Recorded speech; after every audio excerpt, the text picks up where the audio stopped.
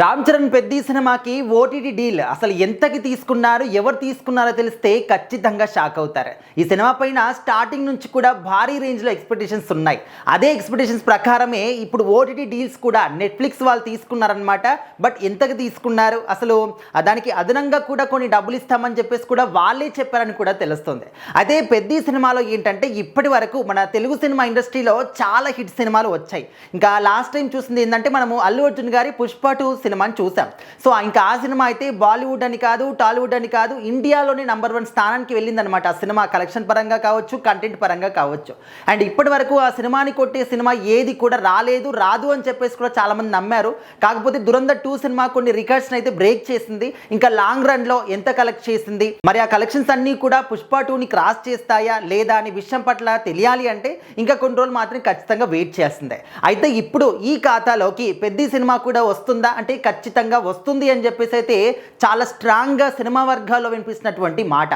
And starting నుంచి కూడా ఈ సినిమా పైన, ఈ సినిమాలోని కంటెంట్ పైన, రామ్ చరణ్ గారి లుక్స్ పైన ఇవన్నీ కూడా చూస్తూ ఉంటే ఖచ్చితంగా ఎక్కడా లేని ఒక క్రియేటివిటీ, ఎక్కడా లేని ఒక పాసిబిలిటీస్, అదేవిధంగా ఎక్కడా లేని ఒక కొద్దనం అంతా కూడా ఈ సినిమాలో కనిపిస్తుంది అని చెప్పేసి క్లియర్గా ప్రేక్షకులతో పాటు అటు సినిమా వర్గాలతో పాటు అందరూ కూడా మాట్లాడుకుంటూ ఉన్నారు.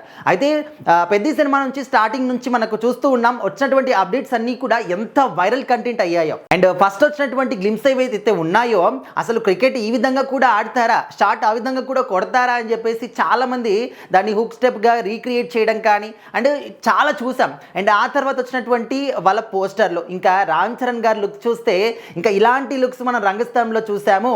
సో అంతకు మించి చాలా రగ్గడ్గా ఇందులో కనిపిస్తున్నారు. సినిమా ఖచ్చితంగా హిట్ అని చెప్పేసి అప్పుడే ఫిక్స్ అయిపోయారు. ఇంకా అప్పుడు వచ్చింది చికిరి చికిరి సాంగ్. ఇంకా ఆ సాంగ్ గురించి మనం ఏం చెప్పాలి, అసలు ఎక్కడ చూసినా కూడా అది ఇన్స్టాగ్రామ్లో కానీ, ఫేస్బుక్లో కానీ, యూట్యూబ్లో కానీ, ఆటోలో కానీ, బస్సులో కానీ, లారీలో కానీ, ఏ ఫంక్షన్ అయినా కానీ ఎక్కడ చూసినా కూడా చికిరి చికిరి చికిరి అదే పాట వినిపిస్తూ వస్తుంది. అదేవిధంగా భాషతోని సంబంధం లేకుండా, ఈ భాష అర్థమైనా కాకపోయినా కూడా అందులోని రామ్ చరణ్ గారి హుక్ స్టెప్ని రీక్రియేట్ చేయడానికి చాలామంది కొన్ని వేల కొద్ది, లక్షల కొద్ది వీడియోస్ చేశారు. ఆ వీడియోస్కి కూడా మిలియన్స్ కొద్ది వ్యూస్ వచ్చాయి. సో ఆ విధంగా చికిరి సాంగ్ అనేది ఒక ట్రెండ్ని సెట్ చేసింది. ఇంకా అప్పుడు అందరికీ కూడా మైండ్ బ్లాక్ అయినటువంటి ఒక న్యూస్ అన్నమాట. సినిమా ఖచ్చితంగా హిట్ అని చెప్పేసి రాసి పెట్టుకోండి అంటూ అసలు ఎంతమంది అంటే ప్రతి ఒక్కరు కూడా, అంటే ఓన్లీ రామ్ చరణ్ గారి ఫ్యాన్స్ అని కాదు, మెగా ఫ్యామిలీ ఫ్యాన్స్ అని కాదు, ఈ సాంగ్ చూసిన ప్రతి ఒక్కరు కూడా అరే సినిమా ఖచ్చితంగా సూపర్ డూపర్ హిట్ అని చెప్పేసి నమ్మకంగా చెప్పేశారు. ఆ తర్వాత రైరే రారా సాంగ్ కావచ్చు, ఇంకా అన్నీ కూడా ఈ సినిమా నుంచి చిన్న అప్డేట్ వచ్చినా కూడా ఇంకా లాస్ట్కి వచ్చినటువంటి పహిల్వాన్ గ్లిమ్సే. ఇంకా ఆ గ్లిమ్స్ వచ్చిన తర్వాత అందరికీ బుర్ర బద్దలైపోయింది అన్నమాట. ఇంకా లేదు ఈ సినిమా బ్లాక్ బస్టర్ హిట్ కాదు, బంపర్ హిట్ కాదు, అసలు విధ్వంసం సృష్టిస్తుంది అని చెప్పేసి ఆ ఒక గ్లిమ్స్ ద్వారా అందరికీ అర్థమైపోయింది. అయితే ఓటీటీ డీల్స్ నెట్ఫ్లిక్స్ వాళ్ళు తీసుకున్నారు. అండ్ అంటే ఇప్పటి వరకు మనం చూసామా లేదంటే ఒక కొత్త రికార్డ్ అనమాట. 130 కోట్లకి ఈ సినిమాని తీసుకున్నారు. అండ్ థియేటర్లో సూపర్ డూపర్ హిట్ అవుతే అదనంగా 20 కోట్లు కూడా ఇస్తాము అని చెప్పేసి కూడా వాళ్ళు స్వయంగా చెప్పారంట.